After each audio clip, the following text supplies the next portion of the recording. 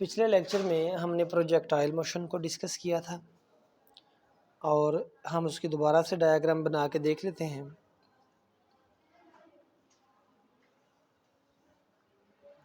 ये सपोज करें कि एक्स एक्सिस है और ये जो वर्टिकल लाइन है ये वाई एक्सिस है।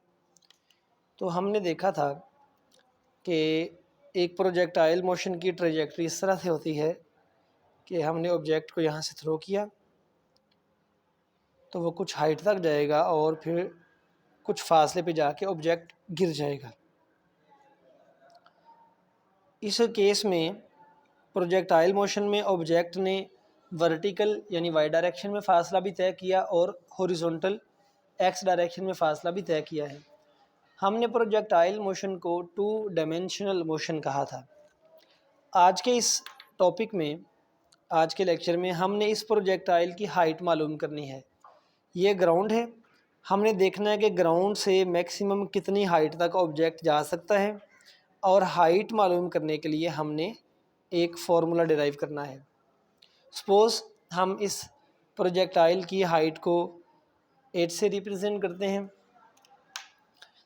और मज़ीद हम ये सपोज़ करते हैं कि हमने प्रोजेक्टाइल को थ्रो किया है इनिशियल वेलोसिटी वी के साथ और ये वेलोसिटी एक्स एक्सिस के साथ एंगल बना रही है थीटा।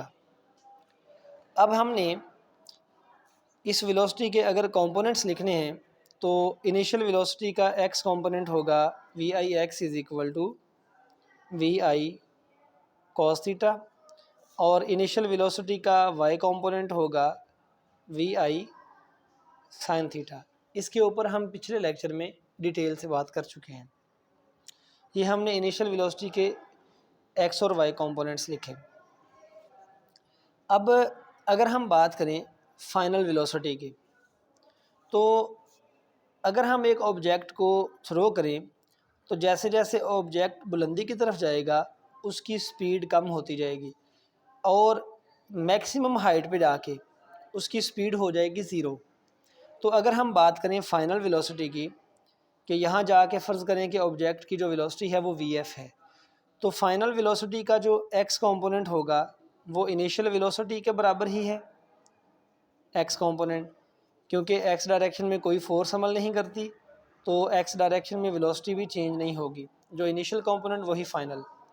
लेकिन वाई डायरेक्शन में जो वेलोसिटी होगी मैक्सिमम हाइट पे वो ज़ीरो होगी। जब किसी ऑब्जेक्ट को थ्रो करें तो मैक्सिमम हाइट पे जाके उसकी स्पीड ज़ीरो होगी, तो वाई डायरेक्शन में फाइनल वेलोसिटी का कंपोनेंट होगा ज़ीरो। अब मज़ीद अगर हम ये देखें, इन अपवर्ड डायरेक्शन अगर हम मोशन की बात करें तो अपवर्ड डायरेक्शन में जो एक्सेलरेशन का कंपोनेंट होगा उसे ए वाई कहते हैं अलॉन्ग वाई एक्सिस। तो ए वाई की वैल्यू होगी माइनस जी के इक्वल। नीचे के आते हुए जी की वैल्यू पॉजिटिव है, ऊपर जाते हुए जी की वैल्यू नेगेटिव है। मज़ीद हम ये लेट कर लेते हैं कि जो फासला तय किया है S, that is height in vertical direction, इसे हम कैपिटल एच से रिप्रेजेंट करते हैं। अब हम वाई डायरेक्शन में अपवर्ड डायरेक्शन में इक्वेशन यूज़ करना चाहते हैं तो मैंने लिख लिया v f y is equal to zero and v i y is equal to v i sine theta. मैंने अपवर्ड डायरेक्शन में जो जो चीज़ें लिख ली, इनिशियली वाई डायरेक्शन में ये वेलोसिटी, एक्सेलरेशन माइनस जी के इक्वल और ये फाइनल वेलोसिटी। अब थर्ड इक्वेशन ऑफ मोशन हम यूज़ कर सकते हैं।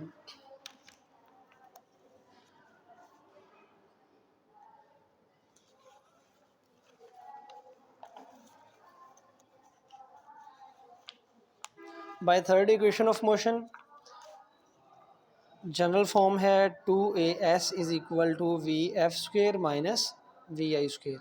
ये फाइनल वेलोसिटी, ये इनिशियल। अगर हम इसको वाई डायरेक्शन में अप्लाई करें तो 2a यहाँ वाई डायरेक्शन के लिए एक साथ वाई आ जाएगा सब्सक्रिप्ट, एस की जगह पे हमने हाइट लिखा है h, v f y direction में ज़ीरो है और वाई डायरेक्शन में इनिशियल वेलोसिटी का कंपोनेंट है, बल्कि मैं इसको ऐसे लिख दूँ, पहले हम यहाँ वाई वाई लगा देते हैं कि ये वाई डायरेक्शन में इक्वेशन है। अब कीमतें पुट करते हैं, 2ay is equal to minus g is equal to v f y 0 है अभी हमने देखा, और वी आई वाई है वी आई साइन थीटा, ये आ जाएगा minus v i sine theta square, और यहाँ पे हाइट है h। So this will become minus 2gh is equal to minus v i square sine square theta. ये minus इस माइनस से कट जाएगा। हमने हाइट मालूम करनी है तो ये h इधर रहने दें, height h is equal to v i square sine square theta, और ये 2g इधर आके डिवाइड होगा, तो ये हमारे पास वर्टिकल डायरेक्शन में हाइट मालूम करने का फॉर्मूला है। अगर हमें प्रोजेक्टाइल की इनिशियल वेलोसिटी मालूम हो, ये मालूम हो कि उसको किस एंगल पे थ्रो किया गया है, थीटा मालूम हो, तो हम ऑब्जेक्ट की हाइट मालूम कर सकते हैं कि वो कितनी बुलंदी तक जाएगा। So this is height of projectile.